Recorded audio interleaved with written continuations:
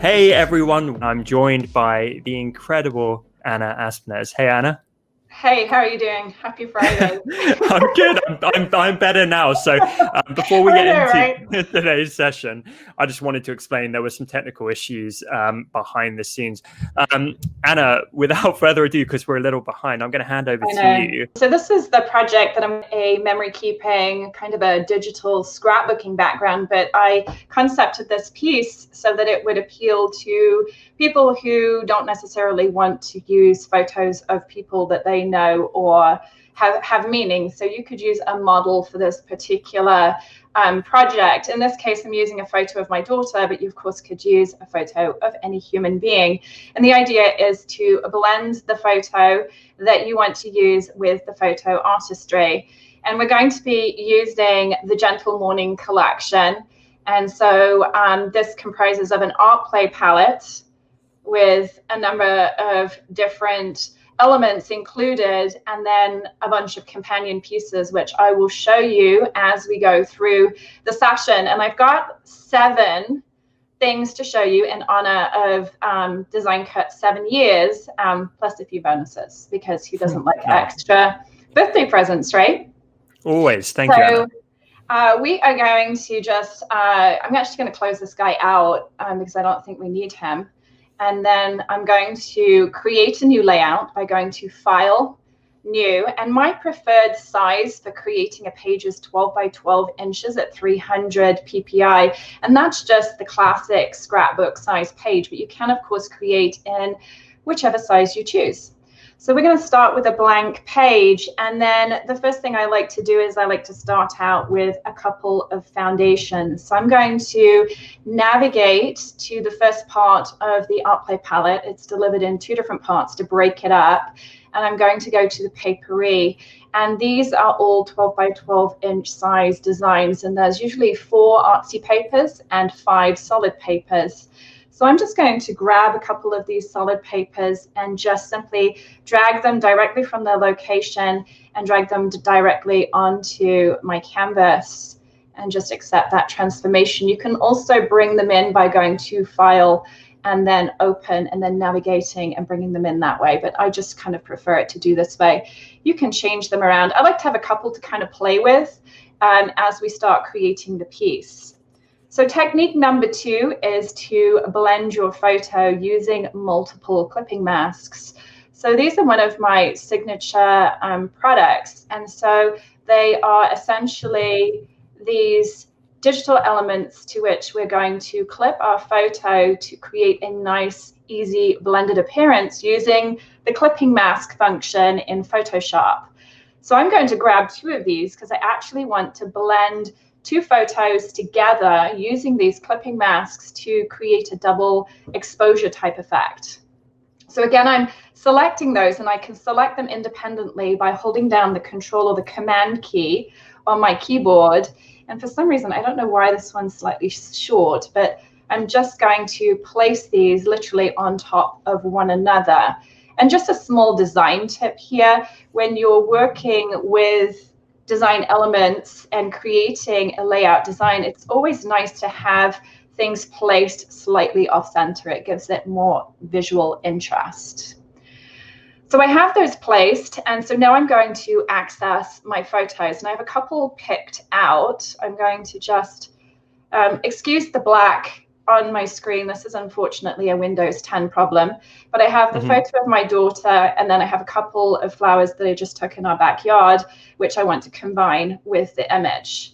So I feel like at this point, Anna, your daughter is like semi-famous because she's been on so many of your sessions with a lot of people watching. I told her yesterday you're going to be famous tomorrow, and she's like, what? So I'm going to select 2 of the pictures, and I'm going to drag them in. And again, drag them right on top of the mask. So it's a super simple, just drag and drop approach. And then I want to clip these photos to the mask layers. So I'm going to drag this flower photo above our first mask layer. So let's go ahead and turn these 2 layers off. So you want to make sure that the photo is completely covering the black area of the mask. And then you're going to go to Layer, Create Clipping Mask. You can also use the shortcut commands if you want to. I just like to show you using the menu so that you can actually see what I'm doing. And then if you notice, this mask is placed directly over the top. And so we're going to repeat that action and clip the photo of my daughter to that mask there. And we have a quick and easy blended scenario happening with the two masks and the two photos. You can also use this technique with the transfers and overlays that you get with the ArtPlay palette. So if I go into the second folder of the ArtPlay palette, you'll see that we've got these really cool transfer layers. So lots of color, lots of texture, lots of blending, and you can use any of these to clip your images to. So I'm going to go with this one, and I'm just going to drag it in again and just kind of drop it directly onto my canvas, and you can see it fits really nicely in that area there. So we could leave this as is, or we could go back to our photo layer and bring in our second photo here, flower number 2, drag this on top, and go to layer, create clipping mask. And you can resize the photo, you can rotate the photo, you can move it around to find the best fit. Maybe you want to just nudge this up to the top here so that this edge fits flush up against the canvas. You can reorder the layers too. So I'm going to drag this guy down just underneath, just so that we get a little bit of blending action happening here.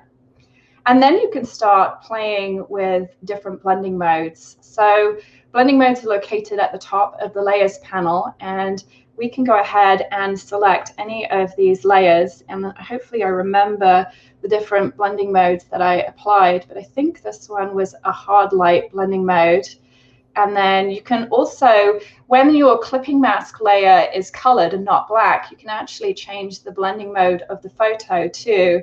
So notice as I kind of go down through, we get all of these kind of fun effects. So I'm going to go with lighten because I want to keep that nice and light and airy, maybe move it around. So there's lots of flexibility here. I often think that these pieces are often like those of a jigsaw puzzle where you just kind of move them around to get them to fit. And then we can go ahead and maybe apply a multiply to this one and maybe a hard light to this one. If you, for example, end up changing the color of the blending mode of a photo that's on a black clipping mask, you can see that it kind of ends up being dark much of the time. So it's a good idea just to change the blending mode of the clipping mask, and that in turn is going to affect your image. And I want to lighten up this area down here. So our next technique is to use an artsy paper to colorize our images. Anna, just to kind of sum up to this point so far, you're really looking at composition and photo placement at this early phase before you start playing too much with like colors and backgrounds and that kind of thing. Yeah, I like to get my photos.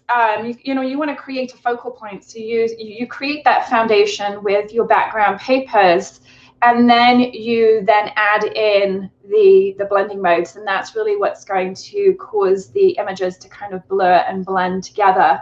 So clipping the photos to the mask blends them with an artsy kind of effect, and it's super simple to do. And then adding in those blending modes just elevates the effect. Amazing. So you can also, colorizing with photos, one of the things, I could turn off these layers if I wanted to and play around with the different options that we chose. I can also apply a blending mode to these layers and kind of mix them together. That way we get the texture of this paper coming through onto the texture of that paper. So, and blending modes are really just a Photoshop algorithm, and they're based on color and light, and they kind of run behind the scenes. So every time you apply a blending mode to two different layers, it's going to give you a different effect because you're always working with different colors and values and hues and things like that. So they're kind of cool, and you never get tired of them because you never quite know. You get used to kind of roughly whether a blending mode is going to lighten or whether it's going to darken, but it's always a surprise the effect that you're going to actually have. So I'm going to go into my papers, and I want to drag in one of these artsy papers, super fun here, and I want to impart some of this really fun texture here onto this photo here. And I also want to lighten it up and kind of bring in these bright yellows and kind of lighten this area up here. So I'm going to select the clipping mask or the clipping set layer, which is basically, and I want to make sure I've got the right one. This is the one I want. So when you have a photo clipped to a clipping mask, it's called a clipping set.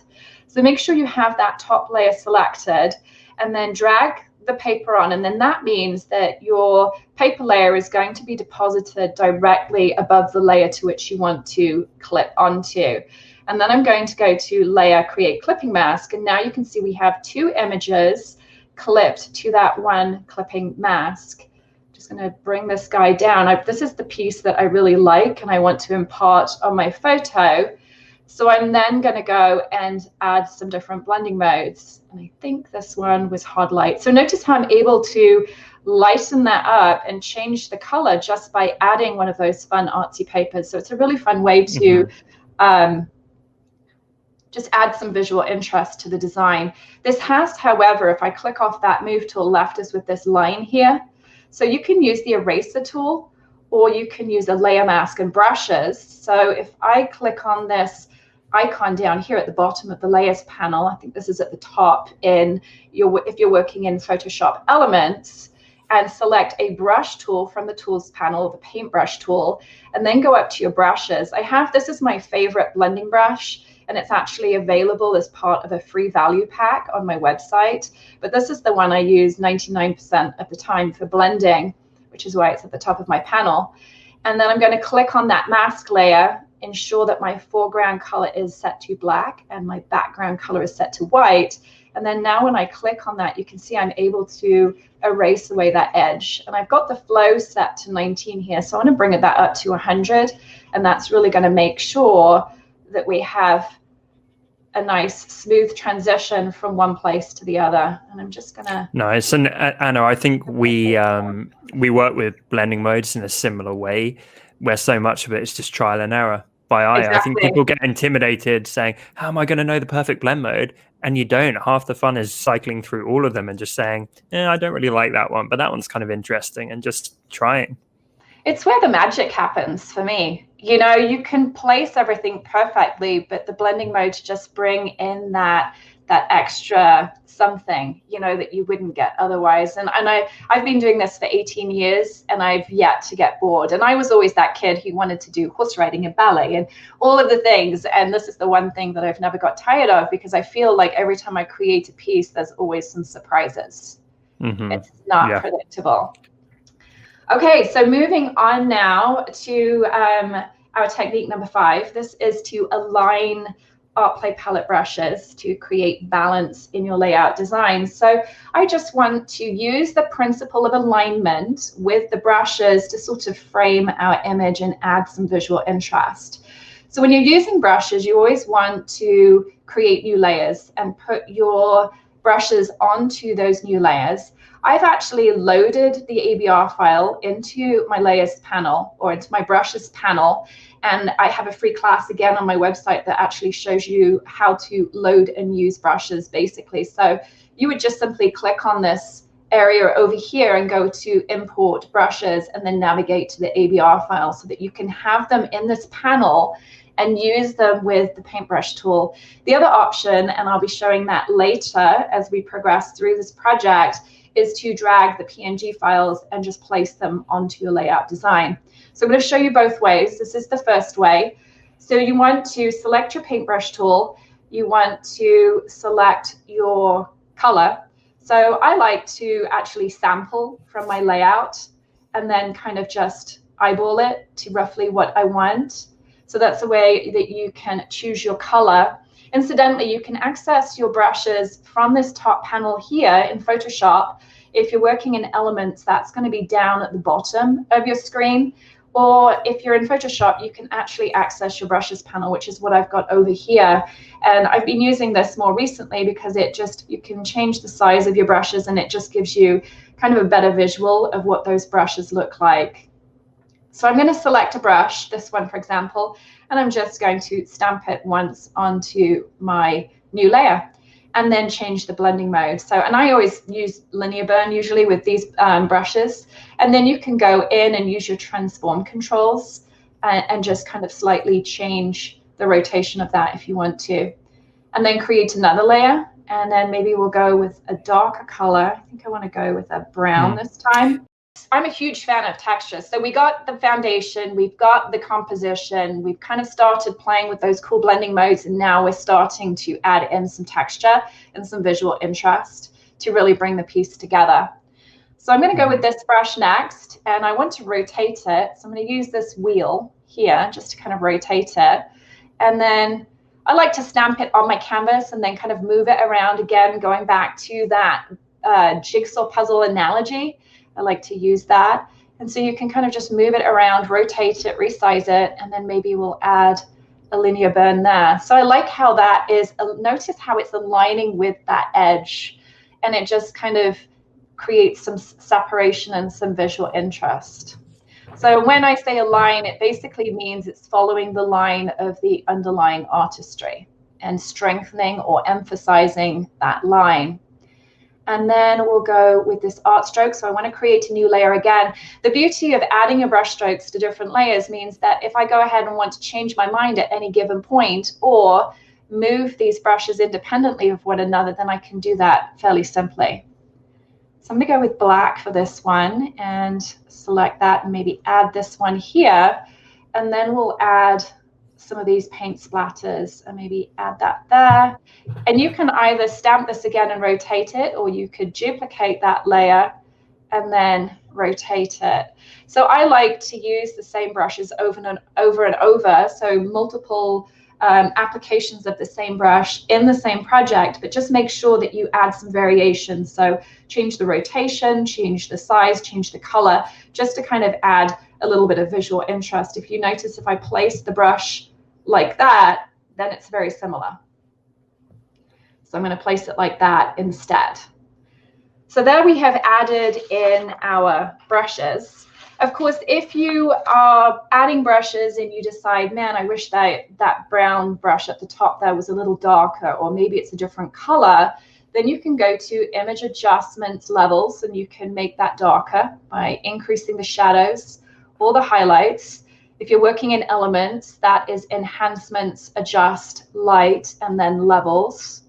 And then we can also change the color by going to image adjustments, hue and saturation in elements, that's enhance, adjust color, hue and saturation, and then change this hue slider. So notice how I've got a lot of flexibility in just being able to tweak those hues ever so slightly. I could even go with blue if I wanted to. So you can spend hours here just kind of playing and having fun. and you do. I know you do. Yeah, you do. You can spend hours. Okay, so technique number 6 is to add context. So as a memory keeper, we are all about adding stories. So some people like to just use the artistry and tell what we call visual stories. Others like to include just titles and just words that provide context, whereas you can go full out and actually write a story. So it really just depends on your preference of how you want to go with this. I kind of like to add context, and so I'm going to do that with one of the other products that's included with this Gentle Morning collection, and this is Scriptease Nature. So we have these senior photos done outside, and so the nature kind of combines and adds context to my story of the one that I want to tell. And we have lots of different options here. These are overlays, so these are in PNG format, and so you're going to drag them in the same way as you would with the brushes. And I just want to see which ones. 9 and 5. So I want this one and I want this one. So I'm going to bring these two in. I am selecting them both by again holding down that control or the command key on my keyboard, and notice how I am clicking on the check mark at the top of the screen. That will be on the bounding box if you're working in Photoshop Elements. You've got to be careful here. These are really fine elements. So you can toggle this auto select option on and off by clicking on the control or command key. And then that way, when you select one of these layers, you're going to be able to actually select the text, which is not letting me do. Yeah, it can be really fiddly, can't it? Yeah, I'm going to just turn it off. I like to just turn it off to make sure it's off. Okay, so now I've got my layers selected. I'm going to place this one at the top here because I like how the text aligns with the these faint notebook lines in my artistry here. And then this one I'm going to place down the bottom here. So we have a kind of a nice visual triangle happening here. This is a design principle that allows me to draw the viewer's eye to my focal point. And then I'm going to duplicate that layer again and add this up at the top. But instead of having it in black, I'm going to invert the color by going to Image Adjustments, Invert, and that's going to make it white. And it's just going to soften it a little bit. And I can duplicate that layer by dragging it down to the new layer icon just to intensify it somewhat. So we've now added context. So I'm going to I want to go in and add more texture. I'm a super fan of texture. To me, a piece of artistry is not complete without texture. So I'm going to do that in two ways. We're going to use the transfers and overlays that come with Art by Palette Gentle Morning. So I'm going into the second part of that, and there's a folder. And so we've revisited this folder before. And there's some I love this paper texture here. So I'm going to drag this in, and I also love this gold paint. So holding down that Control or Command key, I'm going to select those two files and drag them directly onto my composition. And I'm going to move them around by selecting those layers. So this looks pretty good over here. And then I like this gold here. Notice you know what I love about your workflow, Anna, is it's almost like old school collaging. Yeah. A lot of it. Like if you put the technicals to one side and forget even clipping masks and blend modes and stuff, just the actual positioning of elements and getting the joy of choosing which ones feel right. It's so much fun. It is. And the great thing about the digital part is if you don't like something, you just delete it. It's no, I tend to work quite destructively, which shocks many people, but because I'm a memory keeper, it really doesn't matter. I'm not working for clients. So I can work destructively if I want to. If I make a mess of something, I just delete it and re-import it. So it's not a big deal. So I'm going to drag this over. Notice how I'm aligning the edge of the paint with the lines and the underlying flower. And then I'm going to add a hard light blending mode so that we get more of a blended appearance there. I can also adjust the opacity slightly too if I wanted to, just to soften that. And then if I select this other transfer, I'm going to add a blending mode to that. That one's kind of fun, the darken. I like multiply. I tend to kind of stick with the same ones, multiply, linear burn, hard light, color burn, those sorts of ones. But I love how that looks. Notice how it just adds so much more to the piece by adding in that texture. And then I'm going to add some tapes, which are also included in this collection. So these are really fun. So these are like the transfers, but they've got more transparency. And these can be loaded as brushes, or you can use them as PNGs. So I'm just going to select two of them here and drag them into my workspace. I could, of course, create new layers and then stamp them onto those new layers using the paintbrush tool. But in this case, I'm just using the PNG files just so you can see how that works. I'm going to turn off that auto select option. And then I'm going to place this guy over here. I'll just rotate it slightly. And then let's place this one over here. And I think I want to change the color a little bit. Currently, they're in black. They look gray because of the transparency of them, but I want to bring in some more of this red, the reddish brown that I've been using. So I'm going to go to Edit, Fill, and then click on the color option and click on that. It's going to activate my color picker. This actually looks good. Let's go with the same color here. So click OK. Make sure you have the Preserve Transparency box checked. If that is not checked, this is what happens. Okay. So you want to make sure that you have that Preserve Transparency box checked, and then click OK, and then it just recolors that. And then again, a lot of repetition here, but we're going to have some fun with the blending modes. And so notice if I just hover over these, we get to see, but linear burn always works really well. So I'm going to go with that. And let's do the same with this one.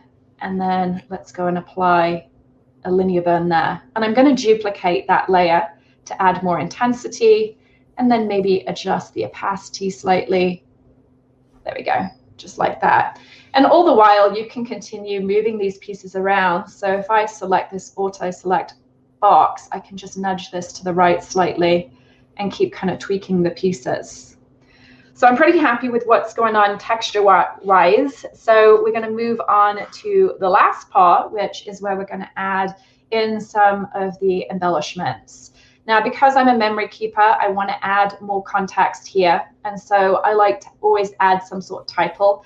Ella just turned 18 this year, so for 18 years I have been happy birthday. I've been adding ease to her monograms, to her layout. So I'm going to go with white, I think. I'm going to sample from our layout, or maybe just kind of go in there with a bit brighter white. And 475 is good, and I'm using the font Euphoriogenic, and it's a free font, I believe. So I'm going to add this guy here, just kind of right by her face, and it sort of connects and leads the eye from her to the edge of the page. And I'm also going to reorder the layers. Remember I did this earlier with one of the transfers, but if you move the layers up and down the palette, you can see how they sort of get involved with the artistry. I can also change the opacity of that just to kind of soften it again. Well, what I love, Anna, with your compositions, everything very deliberately leads back to the core subject. Yes. In this case, your daughter, and it can be in really subtle ways. You know, it can be via color, like obviously the central area has the most color, but it's by all these little subtle lines and brush strokes. Everything just kind of naturally flows back and converges at that center point, but it's like delightfully framing it with detail at the same time. Yeah, and that's what you want to do. You want to make sure that you have the viewer looking at the focal point. So I actually want to just kind of scooch this over just a little bit, just to kind of give it a bit more space. We've got space here, but things just seemed a bit crammed there. So I like how that pink is coming through. It sort of creates that, line. I'm nuts about design principles. I have become nuts about design principles. So yeah, so that just kind of gives us a bit more space over here. And then I want to add in, she's going to be class of 2021. So I want to select that type tool, and I want to change down the size of that. We'll use the same font, and I'm going to do class of 2021.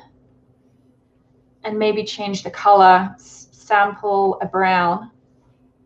And I'm going to, again, align this with what's happening across here. So we've got all these kind of horizontal lines, so that just sort of serves to strengthen that. And I'm gonna just grab this and just bring it over here a little bit, maybe move it around. So notice how I'm just kind of moving it around and just tweaking it to find, there we go, find the best fit.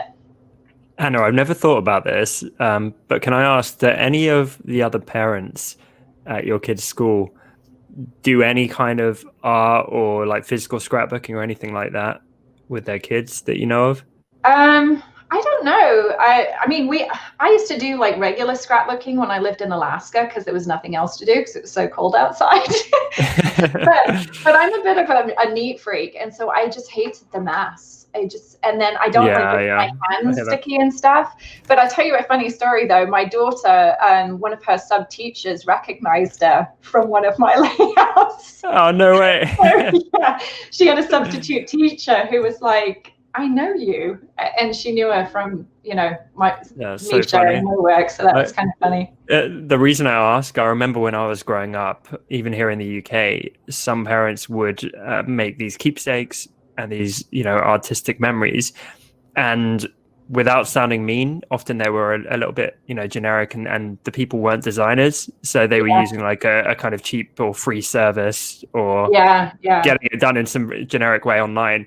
It just makes me laugh that your daughter has like one of the foremost experts in the world at it, says her mum. So it's like these kind of general keepsakes you have around the house are kind of being done in a really professional way. Yeah, and of course it's just normal to them. This is what mum does. I mean, I have tons of books. Ella looks at the books. My son, not so much. He can care less. But maybe one day he'll like them. It's really nice to look back on there. You know what? I enjoy it. I do it for me more than anything else. I have this vision of me being like 80 years old with my huge bookshelves, and I'm going to spend my days kind of looking back on a life well lived. That's what this is for me. Memory keeping is spending time with the people that are important to me, telling stories, and it brings a lot of gratitude, and it makes me realize how lucky I am. So that's really the core of it for me, is that, you know, it makes me thankful for my life. It's that simple. That's really lovely. So we're moving on to the embellishments part. So this is the elements part of the art play palette. And so scrapbookers and memory keepers like to add these to add some kind of dimension, but you can also use these elements as sort of overlays. So you can see that I deliver, there's two different types. So we've got folders of elements, and then we've got individual elements. So these are individual elements to which you're just gonna kind of drag and drop. These ones in here are in various forms, mainly because people are using different programs to use these elements. So we have the PSD file, which includes the drop shadow and the leaf, and then I include them both together. I'm just going to use the leaf in this case because I want to show you how you can use this as an element. I'm going to drag and drop it onto my canvas, and I just want to place it here. And then you can go down and you can apply blending modes again. So I like this darker color, so I'm going to stick with that. And you can see, just have to kind of nudge it into place. And then I'm going to add in some embellishments, as in, you know, the more dimensional kind. And I like to use the PSD file because it gives me more flexibility. Now, you don't want to drop this directly onto your canvas because you want to make sure that you retain both the layers included in this PSD. I drag this over, select and drag it over, and place it here. Maybe you want to move these layers to the top of the panel. Then you can see that I'm able to change the fill of the shadow. This means if I'm using a really dark background, you can still see that shadow. I could also recolor the shadow in the same way that we did with some of the other elements, to kind of give it maybe a more brown hue or maybe a more blue hue, depending on what we're working with. So that's the benefit of using that. If you were working in a different program, then you would just layer up the shadow with, so you'd layer the shadow with this element. It's the same thing. I'm going to drag this in. So I'm adding just sort of elements. I love the... Oh, yeah, that is nice. I try and include all the different file sizes and all the different file types so that people can use them in the most simple. Somebody was telling me that they don't even use my stuff in Photoshop. They use it in GIMP. You know, they're able to use it in GIMP. So I think I started out with some sort of Microsoft program when I first began. But there's lots of different types. There's Artisan, and there's all sorts of scrapbook programs. I personally recommend either Photoshop or Photoshop Elements because I feel like you get more flexibility and more room to grow. You've got all of the different techniques, and there's more tutorials and things like that out there for it. So that's my recommendation. So notice how I'm clustering these elements here on the right-hand side. It's kind of adding some weight to balance out the weight on this side. And I'm simply just kind of keep going back to my elements folder, and I keep dragging in more of these fun elements. I'm a big fan of buttons, so I'm going to add these. Yeah, buttons are great. Yeah. So we can drag these over. I'm going to unselect that auto select, maybe add this guy here. And I can add a drop shadow layer style by going to layer style, drop shadow. And I like sort of linear burn around 40, an angle of 20, and about a distance and spread of 5. And that's just going to give a nice drop shadow. If you've got a much more, an element that protrudes more off the page, then you would want to have a larger shadow on there. That was a bit of a struggle, that word. So I'm going to drag this button over and place it. So again, notice how I'm placing my buttons, you know, specifically there's a little kind of stain there. So I'm going to place it just so that it sits just over that stain. Go to layer style, drop shadow. And so the beauty again of these elements is you can recolor them to fit your fit the theme and the colors in your design. So I want to perhaps make this button red. So I'm going to go to Image Adjustments, Hue and Saturation. That is an Enhance, Adjust Color, Hue and Saturation if you're working in elements. And notice how I can change the color of that button to better coordinate. And maybe we'll do the same with this other button here.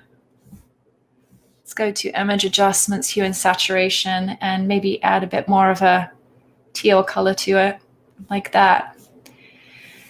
And I think we have Urban Thread. So this is the last product that I wanted to showcase. So stitching is another way that you can add texture, and this might be more appealing to the photo artists as opposed to the scrapbooker. But these are these fun thread elements that you can literally drag and drop. And I like them to add texture and to lead the eye. So again, as Tom was talking about previously, you want to intentionally lead your viewer's eye to your focal point. So I'm going to drag or select, hold down that Control or Command key, and let's select a bunch of these, drag them directly onto my canvas. So you'll note that I pretty much drag everything directly onto my canvas unless it's a PSD file. You must drag it into the background and then move those layers onto your canvas if you're working in a PSD file in order to retain those layers. And again, you can change the placement in the layers panel. Let's drag this guy over here. Maybe have him there. And then maybe have this over here. Drag this guy up to the top. And this one, these are always a bit tricky to use that auto select to grab. You get kind of determined though. Okay, and then you can kind of rotate this around. Maybe we'll have this string coming down here. I kind of like the sort of heart that it creates down at the bottom there.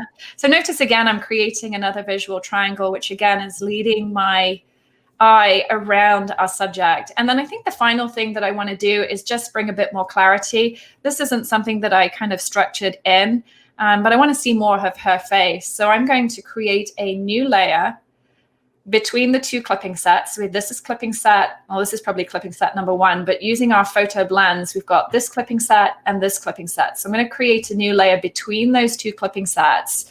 And then I'm going to select the paintbrush tool from the tools panel and access that blending brush that I love so much. And then I just want to just kind of bring more clarity into her face here. If I go ahead and just zoom in a little bit, you can see we've got a lot of the underlying artistry coming through. So I'm going to, with my color picker, kind of pick slightly darker than, you know, a flash colored tone. You can always change the color after the fact, but you want to make sure that you have, where's it going to? There we go. And just kind of paint that into the background. You know what? Like, this is such a beautiful composition, but the face being obscured was kind of bugging me. And I was thinking, that isn't the final outcome I saw at the start. I was wondering how you were going to tackle that.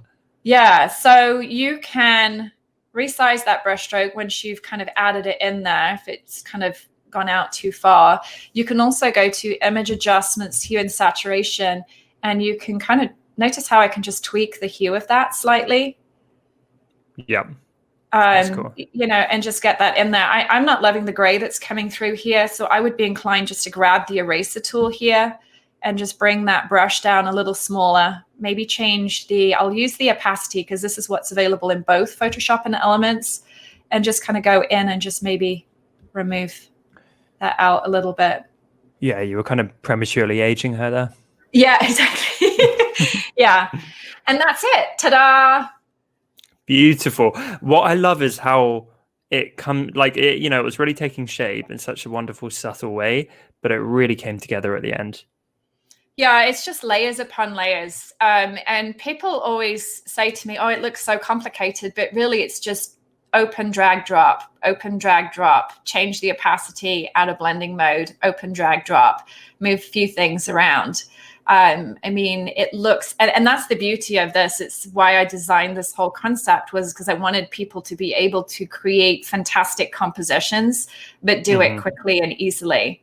And so with the pieces that come in the various collections, you're able to do that quite simply. You just have to master a few basic techniques.